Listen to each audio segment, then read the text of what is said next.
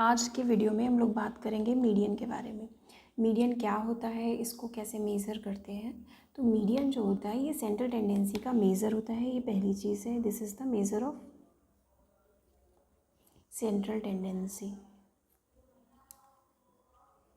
जब आपने central tendency पढ़ी थी तो आपने ये देखा होगा कि सेंट्रल टेंडेंसी को मेज़र करने के लिए हम लोगों ने मीन, मीडियन और मोड की बात करी थी।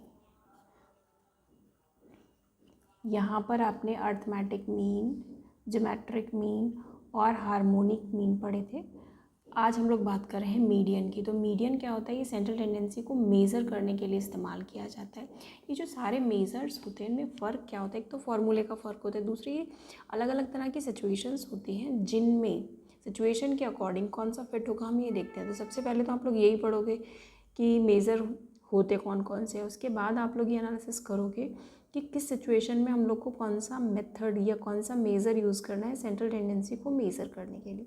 तो सबसे पहली चीज़ है मीडियन का यूज़ क्या होता है। मीडियन को हम लोग यूज़ करते हैं सेंट्रल टेंडेंसी को मेज़र करने के लिए। अब हम लोग इसको मेज़र करते कैसे, इसको मेज़र करने के लिए हमें दो तीन चीज़ों का ध्यान रखना पड़ता है।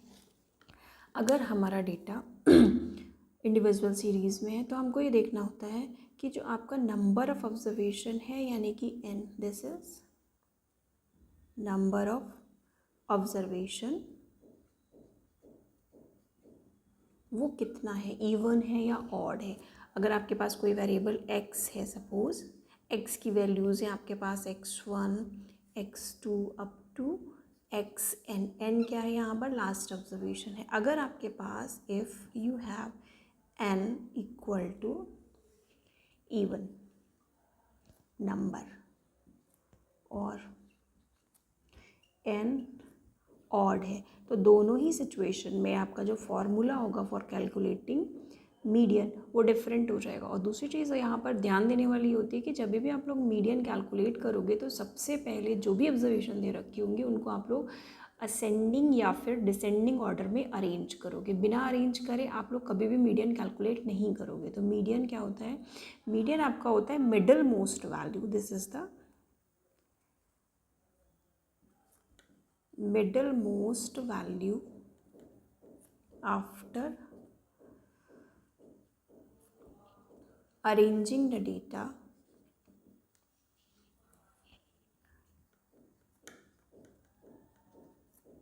in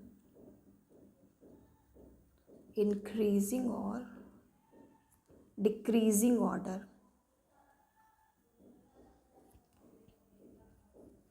पहले आप अपने डेटा को इंक्रीजिंग और डिक्रीजिंग ऑर्डर में अरेंज कर लो। उसके बाद ये देखो सबसे बीचों बीच में कौन सी वैल्यू निकल कर आ रही है वो आपकी हो जाती है मीडियन। मीडियन को रिप्रेजेंट करते हैं हम लोग एम ई से। इसका नोटेशन है सिंपल, जैसे हम लोग मीन को एक्स बार से डिनोट करते हैं, मोड को एम ओ से डिनोट करते हैं, ऐसे मीडियन को लिखने के लिए हम लोग एम ई का यूज़ करते हैं।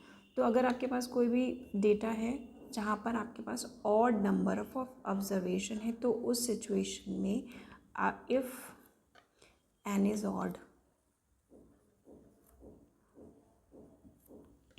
देन जो आपका यहाँ पर आपका जो मीडियन है वो हो जाएगा n+1/12 value, n+1/12 value. Suppose आपके पास कोई डेटा दे रखा है x का जो है आपका 2, 12, 15, 7, 4, 10, 8।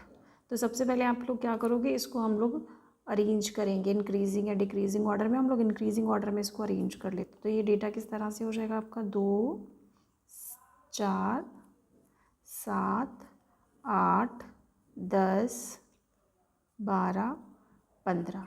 इसमें n कितना है आपका 1, 2, 3, 4, 5, 6, 7, यानी नंबर ऑफ ऑब्जर्वेशन आपके पास 7 है। तो मीडियन कितना हो जाएगा, मीडियन आपका हो जाएगा इस सिचुएशन में दिस इज 7+1/12 वैल्यू या ऑब्जर्वेशन, जो भी आप टर्म यूज़ करो। तो ये आपका हो जाएगा बेटा 7+1 8/2 यानी fourth value. This is fourth value. Fourth value कौन सी है, 1, 2, 3, 4, दिस इज ये आपकी मिडिल मोस्ट वैल्यू निकल कर आई है। तो यहाँ पर आपका मीडियन हो जाएगा 8।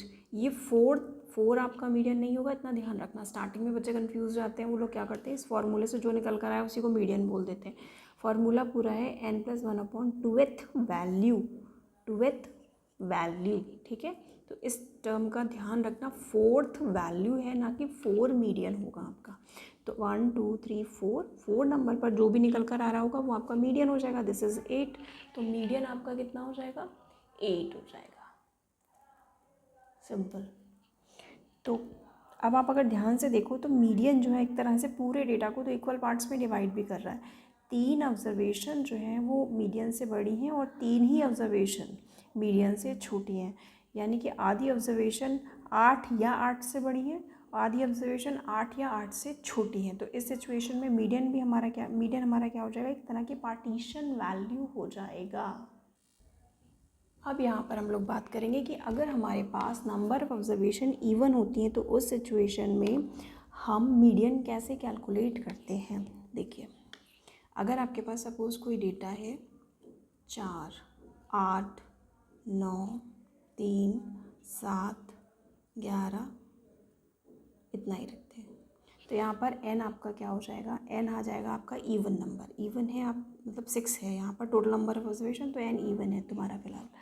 तो आपको क्या करना है, सबसे पहले तो डेटा अरेंज करना है। कोई भी फॉर्मूला लगाने से पहले क्या करना है क्या नहीं करना है, उससे पहले सबसे पहले हम लोग क्या करते हैं, डेटा को असेंडिंग या डिसेंडिंग ऑर्डर में अरेंज करते हैं। इन जनरल हम लोग असेंडिंग ऑर्डर में ही इसको अरेंज करते हैं। तो x तो पहले आपका हो जाएगा ये हो जाएगा आपका 3 4 7 8 9 11। अब आप अगर देखें तो मीडियन की जो डेफिनेशन है इसमें हमने ये कहा है कि मिडिल मोस्ट वैल्यू है। मिडिल मोस्ट वैल्यू जो बीचों बीच में आ रही है, तो यहाँ पर बीचों बीच में तो कुछ भी नहीं आ रहा है, बट बीच में जो ऑब्जर्वेशन आ रही है 7 और 8, ठीक है, 7 और 8 आ रही है और इसके बीच में हम यहाँ पर कुछ भी नहीं आ रहा। हम ये भी देख सकते हैं कि यहाँ कुछ नहीं आ रहा, हम ये देख सकते हैं, अगर अपना विज़न थोड़ा चेंज करें तो हम ये भी देख सकते हैं कि यहाँ पर इनफाइनाइट नंबर ऑफ ऑब्जर्वेशन आ रहे हैं। 7 और 8 के बीच क्या आ रहा है, 7 और 8 के बीच आ रहा है 7.1 7.01 7.05 7.8 7.053, कुछ भी एनीथिंग जो इन दोनों के बीच आएगा।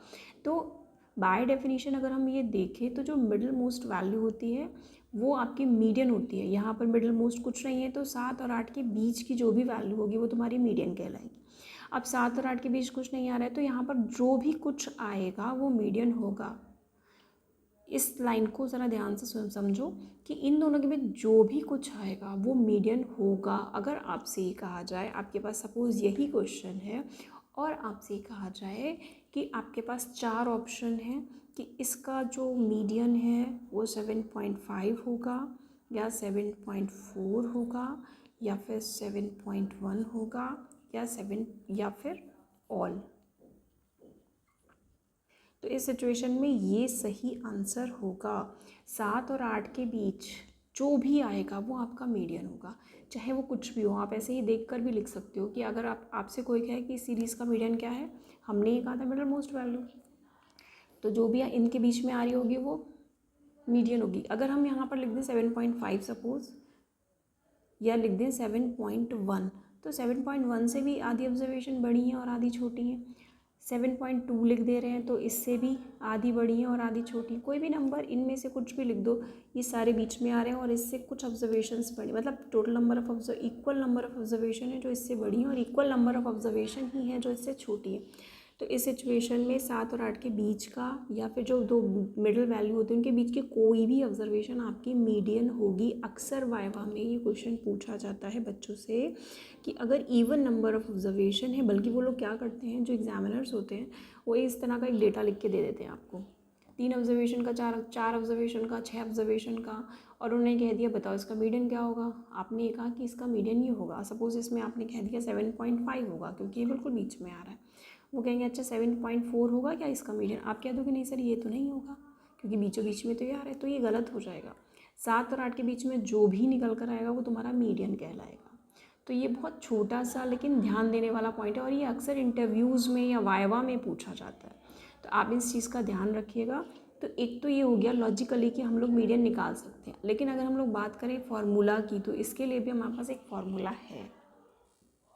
तो इवन नंबर ऑफ ऑब्जर्वेशन के केस में क्या हो जाता है कि आपका जो फार्मूला होता है मीडियन को कैलकुलेट करने का वो हो जाता है आपका 1/2 n/2th value plus n+1/2th value, और इसका हाफ, मतलब ये पूरा जो है आपका मीडियन निकालने का फॉर्मूला हो जाता है।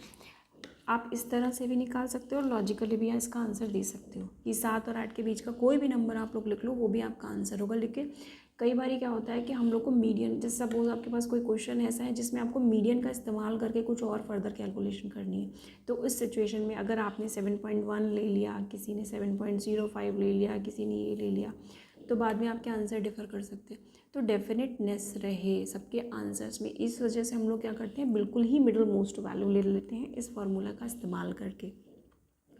वरना इसमें से सिर्फ अगर मीडियन की बात करी जाए तो कोई भी आंसर सही होता है। दोबारा बता रही हूँ कि आप 7 और 8 के बीच का कोई भी नंबर ले सकते हैं और ये कह सकते हैं ये मीडियन है, वो आपका आंसर कोई भी गलत नहीं करेगा, सही आंसर होगा। लेकिन कई बार क्या होता है कि जब हम लोग मीडियन निकाल रहे होते हैं तो मीडियन के हेल्प से, सपोज हमें कोई डेविएशन चाहिए या कुछ और चाहिए, sum of square corresponding to median चाहिए, तो उस सिचुएशन में अगर आप लोगों ने 7.1 लिया है, किसी और ने 7.2 लिया है, तो वहाँ आंसर वेरी करने के चांसेस रहते हैं। तो वो आंसर, फाइनल आंसर जो है वो वेरी ना करे, इस वजह से हम लोग कोई एक सिंगल वैल्यू ही लेते हैं। वो सिंगल वैल्यू का डिसीजन कैसे लें कि सबकी सेम है, उसके लिए आपके पास ये फॉर्मूला है। तो जब भी आपके पास इवन नंबर ऑफ ऑब्जर्वेशन होंगे तो आप लोग क्या करोगे, सपोज इसी सिचुएशन की हम लोग बात करते हैं, मैं इसको रब कर देती हूँ। इस सिचुएशन की अगर हम लोग बात करें तो यहाँ पर ये हो जाएगा आपका 1/2 n/2th वैल्यू। अगर n की बात करें तो ये 6 है, तो ये हो जाएगा आपका 6/2th वैल्यू प्लस 6 + 1/2, ये गलत लिखा है यहाँ पर, ये आ जाएगा आपका, ऐसे करके आएगा ये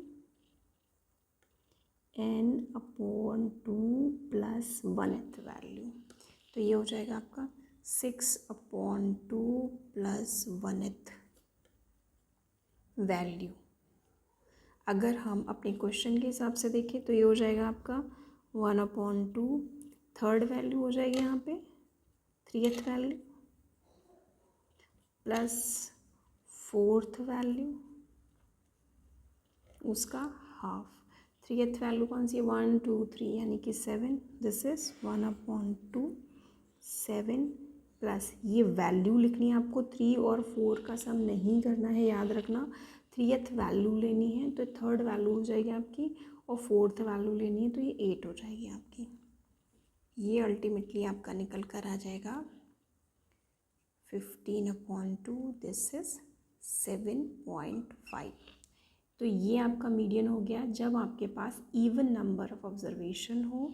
आप इस फॉर्मूले का इस्तेमाल करेंगे, लॉजिकली भी कर सकते हैं। ये जो पॉइंट्स हैं ये आपके इंटरव्यू वाइवा के लिए या ऑब्जेक्टिव क्वेश्चंस जो आपके एग्जाम्स में आते हैं उसके लिए बहुत इंपॉर्टेंट होते हैं।